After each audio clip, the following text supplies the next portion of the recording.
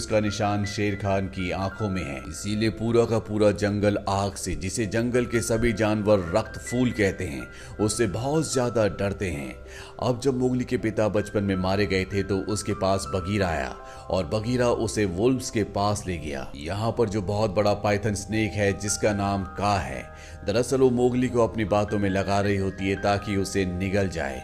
वो बहुत ज्यादा भूखी होती है, पर इससे पहले कि वो मोगली को खाती, यहाँ पर एक बेयर आ जाता है जिसका नाम बलू है।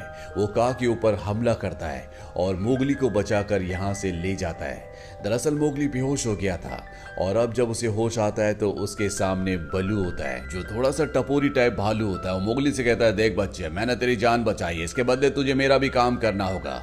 लेकिन मोगली यहाँ से जल्द इंसानों की बस्ती तक जाना चाहता है, इसीलिए वो जाने लगता है। लेकिन बलू उसे रोक लेता है और कहता है कि शहद तोड़ने में थोड़ी सी मेरी मदद कर दे, जल्दी सर्दियां आने वाली है और मुझे शहद की बहुत ज्यादा जरूरत है। मोगली उसकी मदद करने के लिए तैयार हो जाता है। मोगली अपना दिमाग लगाता है और इंसानी तौर तरीकों से उस जगह पहुंच जाता है जहां पर बहुत सारा शहद है।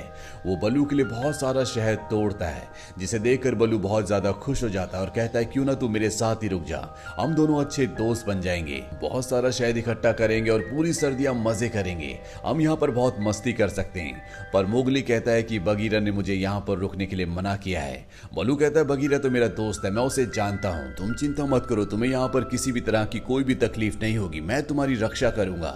मोगली और बलू के बीच में बहुत अच्छी दोस्ती हो जाती है।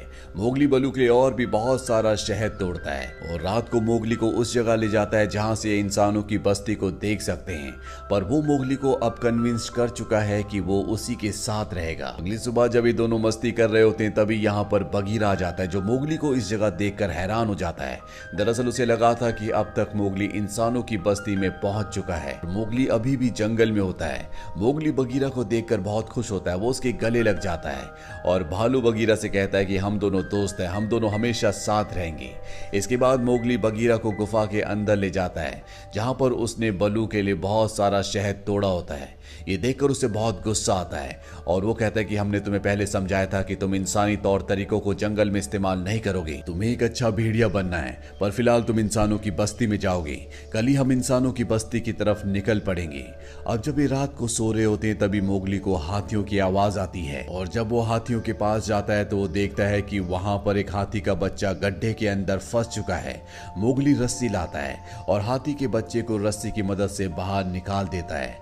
बगीरा और बलू भी ये देख रहे होते हैं जिससे उन्हें बहुत खुशी होती है और अब बगीरा बलू को बताता है कि शेर खान ने अकीला को मार दिया है और उसका अगला शिकार अब मोगली